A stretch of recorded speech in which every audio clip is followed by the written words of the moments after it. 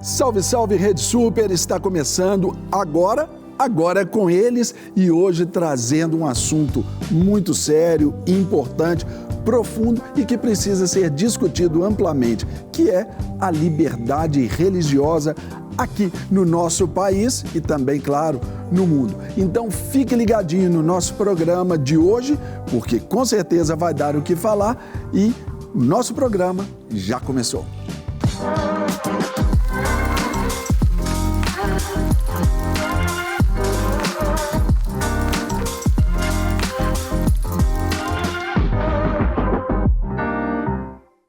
Muito bem, pessoal, começando aqui o nosso Agora é com eles, falando sobre liberdade religiosa. Será que isso é um assunto assim tão importante? Claro que é. Será que já existe alguma perseguição onde se extrapola esse direito, onde nós estamos ali como reféns? Tudo isso aqui no nosso programa, mas eu quero aqui agora cumprimentar o meu amigo garboso, elegante, erudito, meu querido pastor Matheus Alves. E aí, pastor Serginho, tudo bem? Firme? Você está falando isso tanto que o pessoal vai começar a acreditar, hein? Não, eu quero que o pessoal olhe para você, o pessoal lá da Lagoinha Mangabeira, ali na Matriz, que o pessoal chegue e fale assim, pastor, sou eu o cara, porque o Serginho falou, então sou eu o cara. Eles acreditam em você, hein? Todo mundo gosta de você, assiste você, mas acompanha aqui você. nada é forçado, assim, tem nada que fala assim, ele fez um Pix antes, não rolou. Não teve isso, até porque não tem saldo na conta para fazer Pix, né? Aí nós empatemos. Gente, liberdade religiosa é o tema e, claro, o nosso convidado especial apresentamos para você agora. Igor Sabino é mestre e bacharel em Relações Internacionais e doutor em Ciência Política. Ele é fellow do The Philos Project e diretor de conteúdo da Stand With Us Brasil. Além de ser professor em Belo Horizonte, ele é também autor do livro Por Amor aos Patriarcas, Reflexões Brasileiras sobre o Antissemitismo e Sionismo Cristãos. Igor também pesquisa temas relacionados à religião e à política internacional. Muito bem, seja bem-vindo, Igor, ao nosso programa, ao nosso bate-papo aqui. E não deu problema ter pisado ali na pirâmide de Quéops ali, não? É aquela lá, qual? Quéops ali, olha lá. Era Quéops. Nossa, eu nem imaginava que ia colocar essas imagens aqui. Não, mas a gente prepara o pessoal conhecer bem aí os nossos convidados. Que alegria, que honra tê-lo aqui conosco. O prazer é todo meu estar aqui para falar sobre um tema aí tão importante, tão relevante, que é a liberdade religiosa, não só aqui no Brasil, né, mas principalmente no mundo, que inclusive é a parte que eu me dedico mais, né, a liberdade religiosa internacional, e eu agradeço aí pelo convite. E esse sotaque aí é Pernambuco? Não, é Paraíba, Campina Grande. Aí, de benção. Campina Grande, pertinho lá de Pernambuco. Morei em Recife, em Pernambuco, estudei, fiz doutorado na UFPE, mas é lá pertinho. Tá todo vizinho ali, né? Os estados ali são menores, então fica mais fácil até o trânsito, né? Sim, sem dúvida. Matheusão, aproveitando aqui o Igor aí, a pergunta é, hoje no Brasil, nós gozamos da liberdade religiosa? Sim. Se a gente para ver... Plenamente? Então, vamos lá para essa discussão, né? Vamos por partes. No Brasil, a liberdade religiosa ela é assegurada pela nossa Constituição.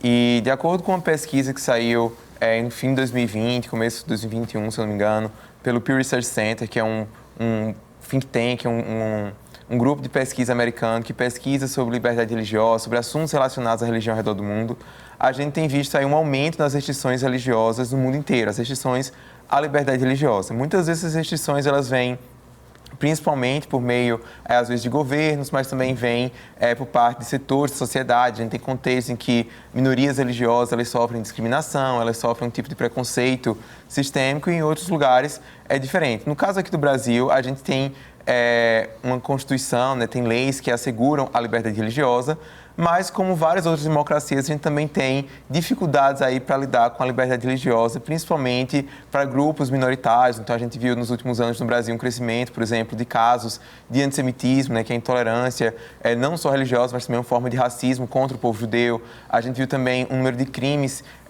contra religiões de matriz africana, e a gente também tem um grande debate em relação aos evangélicos, aos cristãos, quanto a outros temas que são mais complexos na sociedade, porque envolvem também outros direitos civis. A gente tem uma discussão muito grande sobre os limites da liberdade de expressão, a questão da comunidade LGBT, que também tem os seus direitos civis. Muitas vezes há um choque, né, entre o exercício da liberdade religiosa dessas religiões que são mais conservadoras, não só o cristianismo, mas também o Islã, com algumas demandas desses grupos. Então, eu acho que existe liberdade religiosa no Brasil, mas a gente está enfrentando aí alguns dilemas, alguns diálogos que são presentes em várias outras democracias do mundo, principalmente por conta dessas temáticas, aí das minorias religiosas e também desses grupos LGBTs.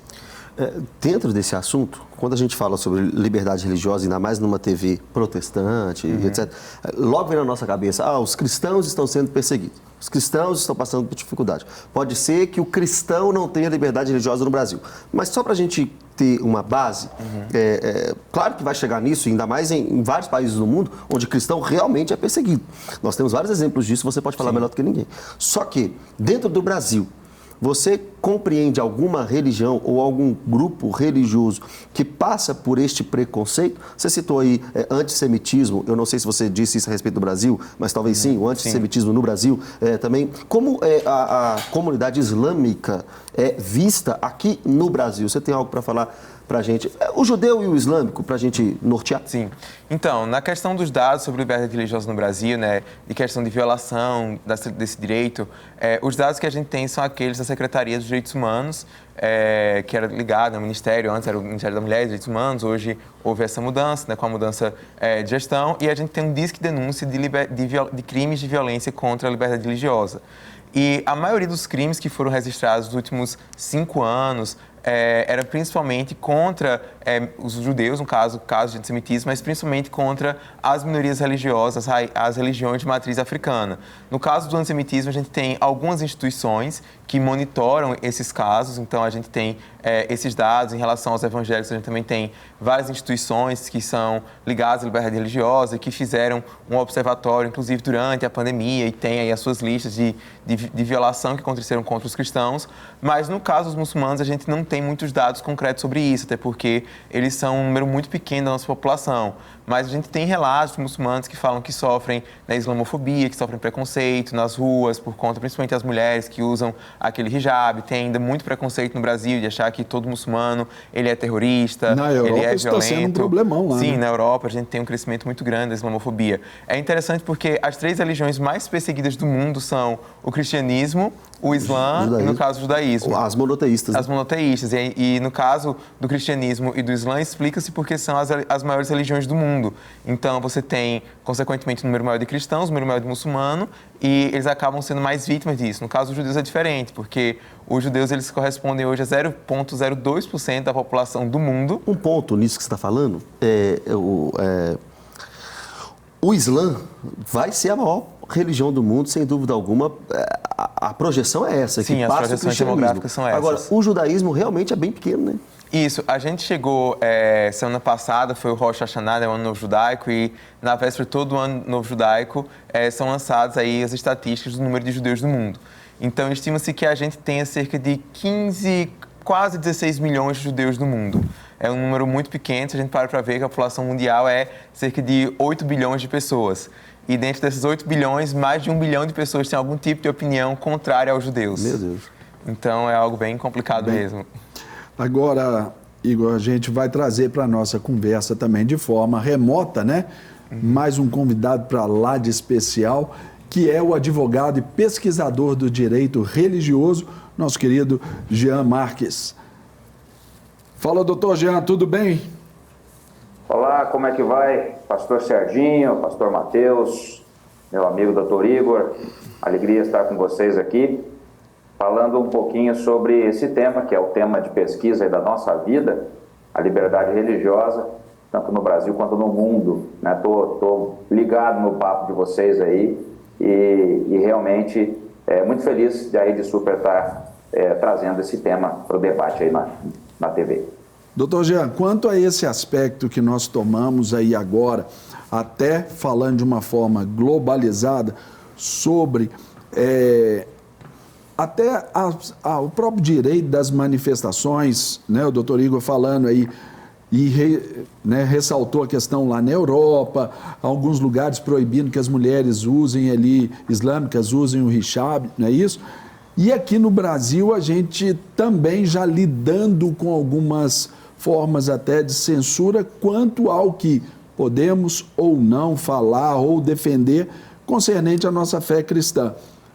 Hoje, à luz do direito, como que você está trabalhando com isso? Qual é a sua visão? Qual que é o seu posicionamento?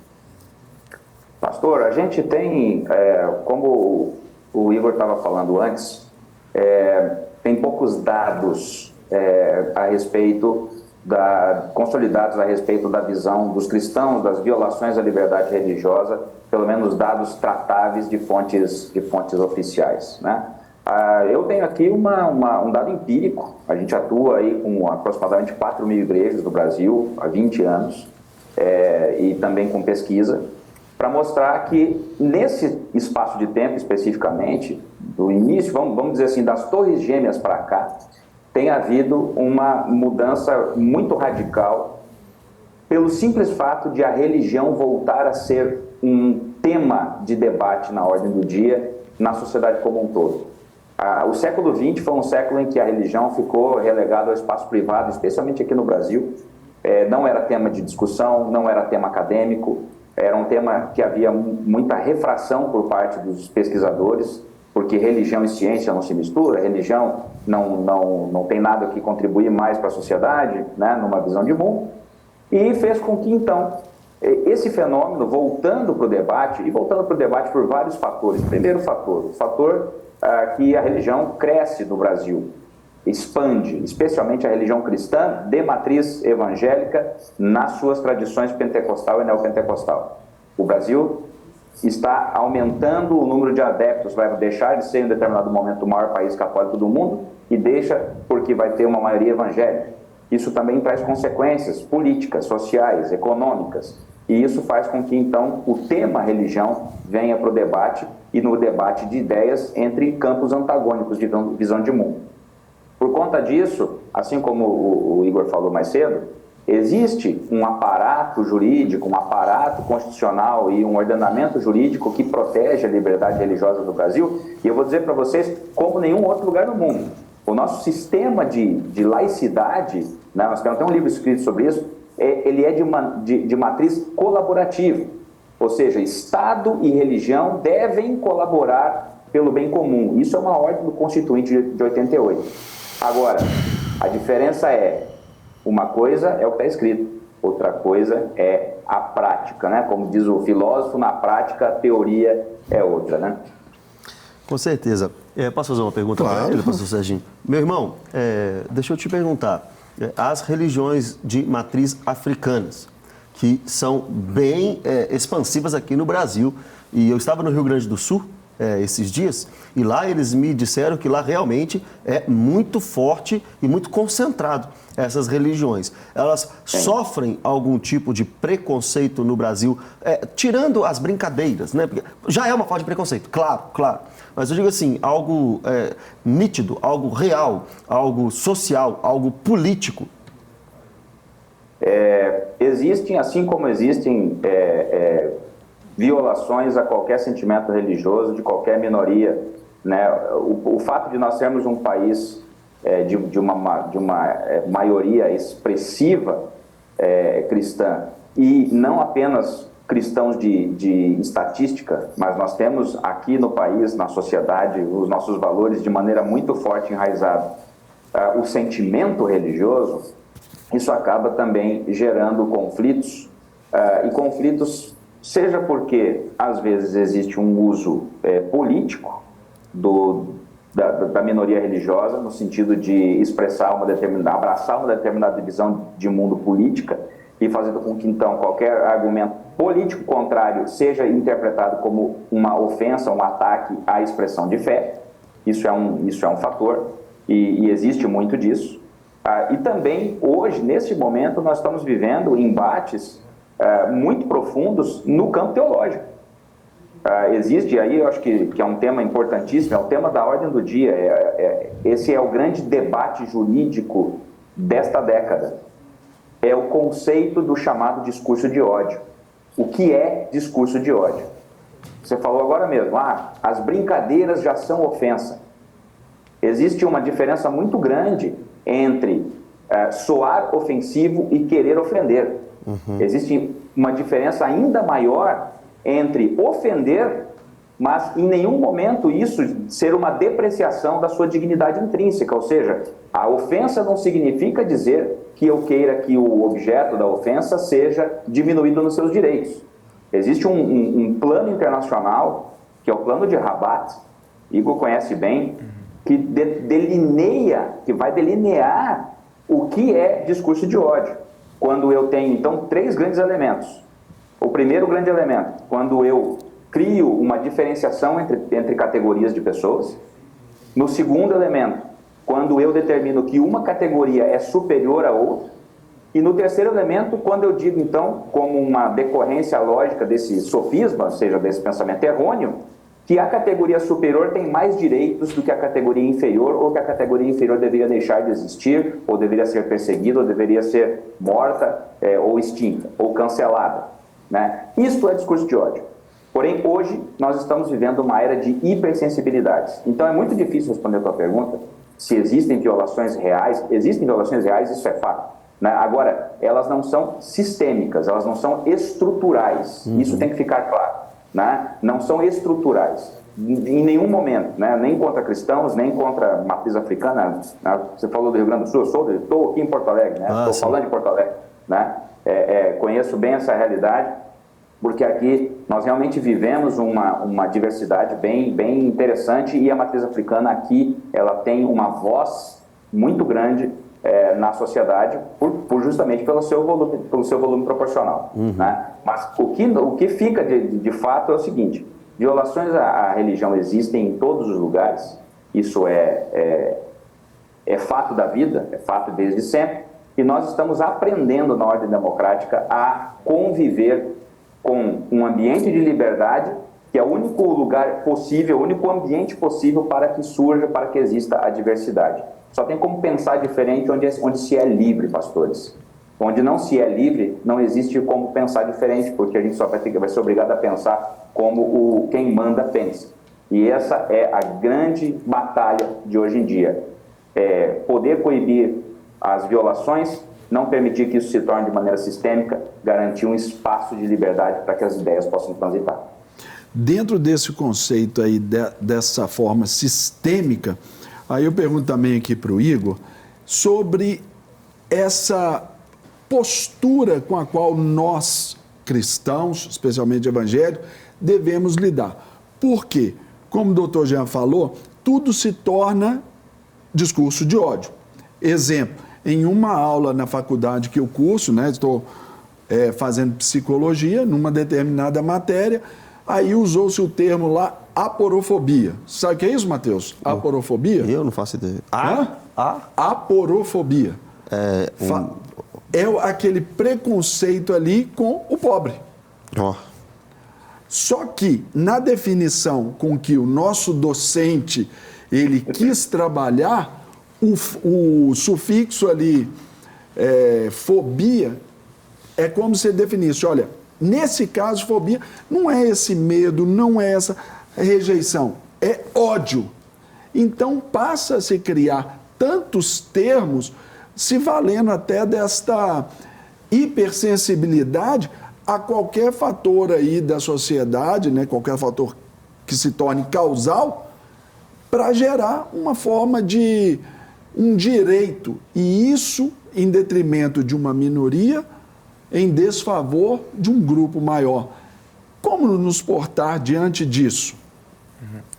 Bom, como o Jean estava falando, eu acredito que existe uma questão muito interessante aí sobre as identidades, né? A grande batalha da nossa época é justamente sobre onde está o limite da liberdade de expressão e como é que a gente pode assegurar que todos tenham liberdade.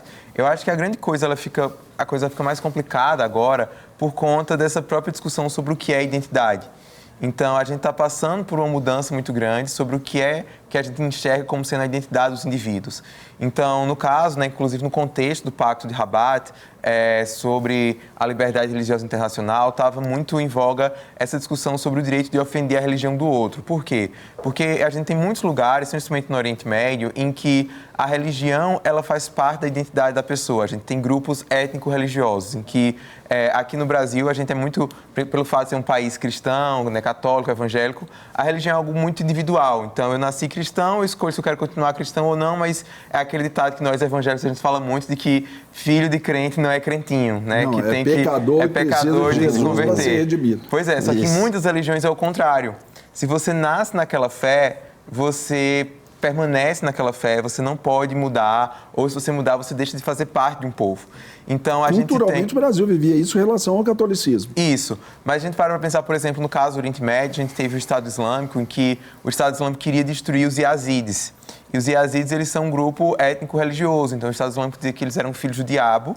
E aí, tem duas maneiras de acabar com esse grupo. Ou matando eles, ou obrigando eles a se converterem ao Islã. Então, por conta dessa dificuldade hoje em que as pessoas têm de defender definir o que é a sua identidade, não só em relação à religião, mas também muitas vezes a questão de gênero, de orientação sexual. Então, nós cristãos, a gente fica num dilema sobre como, por exemplo, pregar determinados textos da Bíblia que parecem ser ofensivos ao outro, sem que isso gere realmente um discurso de ódio. E isso é o que a gente deve se preocupar, porque, por exemplo, Jesus ele era um homem judeu, certo? E ele escreveu, falou para judeus, ele discutia com outros judeus, mas existe um texto no livro de João 8,44, Jesus está falando lá para uma audiência judaica, que ele diz: vocês são filhos do diabo. E se a gente para ver, historicamente, esse texto ele foi tirado do contexto para justificar atos de violência contra os judeus. Então, a gente teve um caso que foi, inclusive, julgado mês passado, saiu a sentença final dos Estados Unidos, que foi o crime antissemita mais letal da história, em que um cristão, um homem que se dizia cristão, ele invadiu uma sinagoga matando os judeus, dizendo que eles eram filhos de diabo e eles tinham que morrer. 6 meses depois, em 2019, uma sinagoga na Califórnia foi invadida por um jovem cristão, usou esse mesmo texto bíblico para justificar a morte. Então, o nosso dilema é assim, a falar aquilo que a gente acredita, mas buscar ter sensibilidade em relação a saber que tem pessoas que vão se sentir ofendidas e sempre fazer um disclaimer na nossa mensagem. A gente está falando, então, olha, nós enquanto cristãos cremos que essa é a verdade, mas sabemos que isso pode ser mal utilizado para justificar ódio contra essa minoria, contra esse grupo. Então, a gente não necessariamente vai concordar com a maneira em que as pessoas elas vão se autodefinir e definir a sua identidade, mas a gente precisa ter essa cultura do respeito, né? Até porque claro, é isso que Jesus nos ensinou, acima de tudo, amar o nosso próximo como a nós mesmos. Então, acho que a gente fica nesse desafio de falar a nossa verdade, mas também respeitando como que o outro quer se auto-identificar, se autodenominar. Tem algumas perguntas daquilo que ele está falando aqui e outras mais, mas antes eu quero agradecer o nosso professor aí, o mestre Jean Marques. Deus abençoe sua vida, meu irmão. Obrigado pela contribuição, pelo seu tempo aí. Deus abençoe sua vida e seu ministério. E deixa aí para o nosso público aí a sua consideração final, doutor Jean. Tá certo, obrigado, meus queridos irmãos. É isso mesmo que o Igor estava falando. Jordan Peterson falou esses dias, né, sobre isso, né? Nós temos que, na busca da verdade, correr o risco de soar ofensivos, mas isso não é desculpa para ofender ninguém, né? Ou seja, nós não podemos ofender deliberadamente as pessoas justamente porque elas são tão dignas quanto qualquer uma é digna quanto outra, né? Tão digna quanto outra. E a busca da verdade como uma pessoa né, que nós seguimos, fala claramente sobre como se devem ser reconhecidos os cristãos, né? Como testemunhas e como aqueles que amam. E esse é o grande termômetro, a grande régua do testemunho. Então, nós não somos chamados aí para ser guarda-costas de Deus, para ser conselheiros de Deus, advogados de Deus, mas testemunhas do Cristo que veio e que nos amou, né? Esse é o grande ponto. E a gente, dentro da esfera do direito, e exercitando isso na vida pública, a nossa busca é por proporcionar um ambiente o mais saudável possível para que a verdade possa correr livre e solta e para que aqueles que são da verdade possam reconhecê-la e possam segui-la, né? Nós estamos aí, o Instituto Brasileiro de Direito e Religião está à disposição de sempre para podermos conversar, para podermos debater. Estamos nos grandes debates nacionais em torno do tema. Foi um grande prazer, uma honra poder falar com vocês. Amém. Deus abençoe sua vida. Obrigado. Bagual. Obrigado. Um grande, nesse setembro, agora, 20 de setembro, agora foi aí recentemente, né? Então, um grande abraço do tamanho do Rio Grande para todo mundo. Isso, dia do gaúcho. O tanto que eu ouvi de bá é demais aí no Rio Grande do Sul. Igor, você tem mais um tempinho para ficar com a gente? Sim. A gente só vai para o intervalo, daqui a pouco a gente está de volta. Continue aí na Rede Super.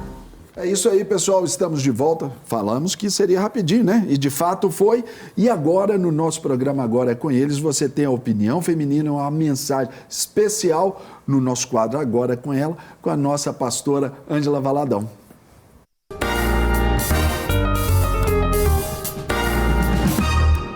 Olá, sou a pastora Ângela Valadão e gostaria de falar um pouquinho sobre este tema liberdade religiosa no Brasil e nas nações.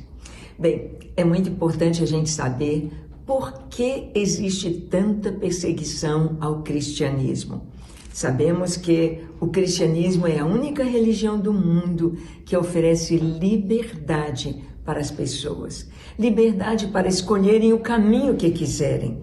Elas são livres, mas o cristianismo aponta o único caminho para o Pai, que é Jesus.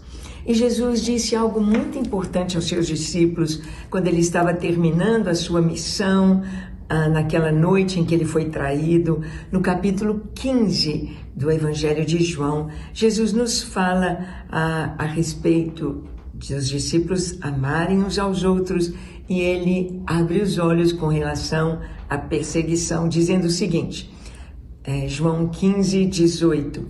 Se o mundo vos odeia, sabei que primeiro do que a vós outros me odiou a mim. Se vós fosseis do mundo, o mundo amaria o que era seu. Como todavia não sois do mundo, pelo contrário, dele vos escolhi, por isso o mundo vos odeia. Lembrai-vos da palavra que eu vos disse, não é o servo maior do que o seu senhor. Se me perseguiram a mim, também perseguirão a vós outros. Se guardaram a minha palavra, também guardarão a vossa. Tudo isso, porém, vos farão por causa do meu nome, porquanto não conhecem aquele que me enviou. Então Jesus disse que o mundo haveria de nos odiar. Existem apenas duas cosmovisões no mundo.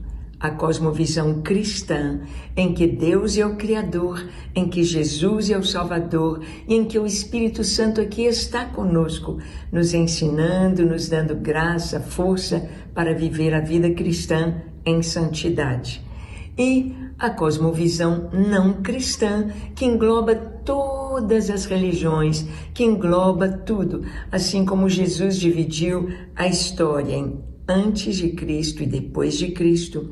Ali na cruz ele estava entre dois malfeitores. Um assumiu seu pecado, mas se arrependeu e se tornou um discípulo de Cristo, se converteu. E o outro que se manteve na cosmovisão não cristã, no pecado, na condenação no mundo. Então a perseguição não é algo para a gente ficar assustado, não é algo para a gente temer. A perseguição é algo que está dentro do propósito, do plano. Deus já nos avisou. O Senhor Jesus disse, o mundo me odiou, o mundo me rejeitou, o mundo crucificou, gritou, crucificam, crucificam. Então, seja no Brasil, outras nações, há perseguição. Há perseguição verbal, há perseguição de discriminação, não é? A cristofobia, há perseguição com palavras, há perseguição de prisão, de tortura e de morte. Hoje, nos nossos dias, continua havendo perseguição muito forte em países islâmicos, em países comunistas. E hoje vemos nos países que estão entrando no sistema comunista onde a esquerda domina, nós estamos vendo a perseguição, igrejas sendo queimadas, igrejas sendo destruídas. Agora mesmo estamos ajudando irmãos do Paquistão, porque suas igrejas, 3 igrejas foram queimadas e 30 casas de cristãos foram queimadas. Todos perderam todos os seus bens e, para salvar a sua vida, eles se refugiaram nas florestas. No mundo tereis aflições, disse Jesus, mas tende bom ânimo, eu venci o mundo. E Jesus disse no Sermão da Montanha, fiquem felizes, regozijai-vos, alegrai-vos, quando passardes por várias tribulações, perseguições por causa do meu nome, porque assim perseguiram os profetas que foram antes de vós. Tende alegria, porque há grande recompensa em servir ao Senhor, em seguir ao Senhor. Perseguição aos cristãos não é novidade, é privilégio e nós devemos estar com o coração pronto, sabendo que Deus está conosco e que devemos ser firmes, fiéis e leais. Existe a perseguição, sempre existiu, desde que Jesus entregou esta tocha aos seus discípulos. Deus abençoe vocês. Obrigado, linda pastora Ângela. Dá pra gente ficar assim tranquilo com a pastora Ângela, né? Bênção demais, sensacional. Ó, beijo pra senhora aí, não é isso?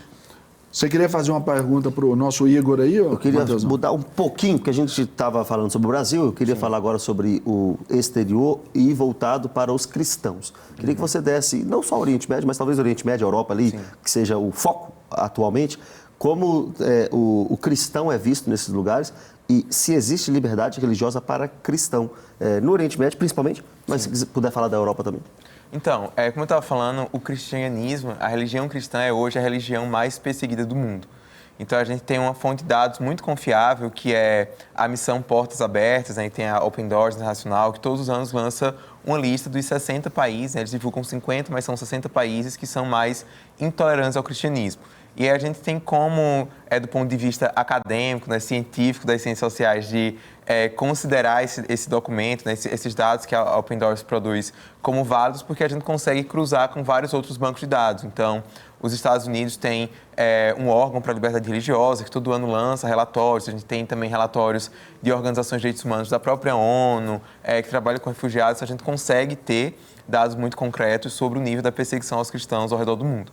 Então, a gente vai ter alguns países em que essa perseguição ela é mais intensa do que em outros, e isso pode mudar de acordo com o tempo, né? Então, eu diria que hoje as principais formas de perseguição contra os cristãos são aqueles governos que impõem restrições à liberdade religiosa, seja porque já tem uma religião oficial. Então, a gente tem um caso, por exemplo, do Irã. O Irã é uma teocracia islâmica, então você tem leis que são contra o cristianismo. No Paquistão, você tem leis de blasfêmia no Paquistão, que um cristão ele pode ser falsamente acusado e pode ser condenado à morte por blasfemar contra o Islã.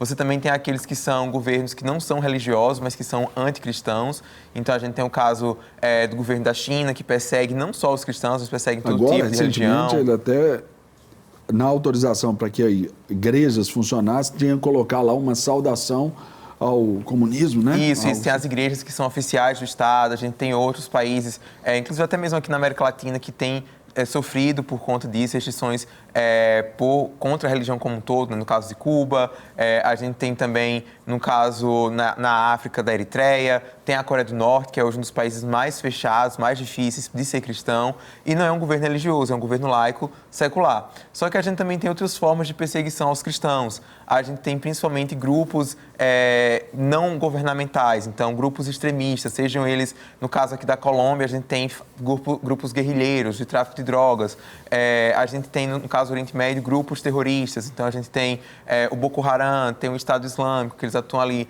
na África, na região do próprio Oriente Médio, e sem falar na perseguição que ela é social. Então, país em que os cristãos eles são uma minoria, então por mais que eles não tenham uma perseguição direta, mas é uma perseguição sistêmica. Então, o cristão ele não tem direito de crescer na sociedade, ele fica excluído de oportunidades. Então, o cristão nunca vai se tornar um médico, se tornar um presidente, um político, ele nunca vai poder ascender socialmente, ele vai sempre ficar às margens. Então, o tipo de perseguição e as razões também variam muito de acordo com cada local, né? A gente está falando sobre pelo menos 60 países que estão espalhados pela América Latina, pela África, pela Ásia, pelo Oriente Médio. Então, cada região, cada contexto, você tem especificidades, mas o que une é isso, é essa perseguição por conta das pessoas professarem a fé cristã. Duas perguntas. Claro. A primeira, qual parte do globo mais persegue cristão? E a segunda, o que mais persegue cristão? Um regime totalitário de esquerda ou o Islã? Então, se a gente para ver hoje, né, com os dados, os países em que mais há perseguição religiosa, né, os cristãos ficam principalmente ali na África, na Ásia, no Oriente Médio. A gente vai ter os principais países que perseguem hoje os cristãos, como eu falei, um deles é a Coreia do Norte, que, se não me engano, está no número 1, número 2, lá entre os 10 que mais perseguem, mas nessa lista a gente vai ter também muitos casos de países que são ou governados por teocracias islâmicas, né, no caso do Irã, ou então que você tem grupos terroristas que chegaram ao poder. A gente tem um problema, por exemplo, no Afeganistão, que o Talibã voltou ao poder. Então, não dá para a gente quantificar um persegue mais pelo fato de ser islâmico ou por ser de esquerda, ser autoritário. Varia muito o contexto. Assim, é difícil a gente chegar nesse dado. Né, agora, Igor, quando a gente vê esse contexto aí, por exemplo, a região ali dos Emirados Árabes eles estão se abrindo, né? Agora, por exemplo, ao futebol lá na Arábia Saudita. Aí, recentemente, contratação bombástica do Cristiano Ronaldo, onde, numa comemoração ali de um dos seus gols, ele faz o sinal da cruz, gesto aí, né? E remete diretamente ao catolicismo. Assim como depois, X tempo depois, Neymar desembarca lá com o seu crucifixo. O que isso representa para o cristianismo nesse mundo tão fechado e tão bem definido assim, com as suas próprias religiões? Então, o que a gente tem vivido hoje na política internacional é uma mudança nos polos de poder. Então, a gente tem a ascensão de novos atores, né? A China, a Índia. E o que acontece? Esses países ali do Golfo são países que, durante muito tempo, a principal fonte de riqueza deles era o quê? Era o petróleo, né? A Arábia Saudita era um país, inclusive, que era muito hostil ao cristianismo, era um dos países em que era mais difícil você ser cristão, não que agora seja fácil, mas a gente tem visto uma série de mudanças. Por quê? Porque esses países, eles querem... eles têm interesses geopolíticos mais amplos, né? Eles durante muito tempo confiavam principalmente nos Estados Unidos para defendê-los, mas agora eles não sabem se confiam mais tanto nos Estados Unidos, estão querendo sinalizar para esse novo mundo, e eles viram que apostar nesse crescimento, no liberalismo econômico também, na liberdade religiosa, isso poderia ser algo bom para eles. Então, a gente para ver os Emirados, que você mencionou, os Emirados têm feito uma série de reformas de promoção da liberdade religiosa, né? A gente está agora em setembro, 15 de setembro, semana passada, a gente teve 3 anos do Acordo de Abraão. Por que os Acordos de Abraão são tão significativos? Né? Um acordo de paz foi firmado entre os Emirados Árabes, com Israel, depois se juntou Marrocos, o Sudão, o Bahrein, porque eles reconhecem Israel como um Estado judeu e como que o judaísmo também é uma religião que faz parte do Oriente Médio. Então, lá nos Emirados, em Abu Dhabi, foi criado um centro de tolerância em que você tem funcionando no mesmo lugar uma igreja, uma sinagoga e uma mesquita, justamente para lembrar desse elemento comum das 3 religiões. Na Arábia Saudita, a gente tem já uma série de reformas que estão sendo colocadas em práticas. Então, por exemplo, o Mohammed bin Salman, que é o príncipe herdeiro da Arábia Saudita, que antes sequer deixava que as igrejas funcionassem no país, ele já tem se reunido com líderes evangélicos, com pastores. Então, você já consegue ter, nesses países, igrejas funcionando, que antes não podiam, mais para estrangeiros, obviamente, com cultos em inglês, em hotéis. Mas tem havido uma reforma, tem havido uma mudança e os cristãos estão aproveitando esse momento. Como você falou, pelo interesse geopolítico, econômico da coisa.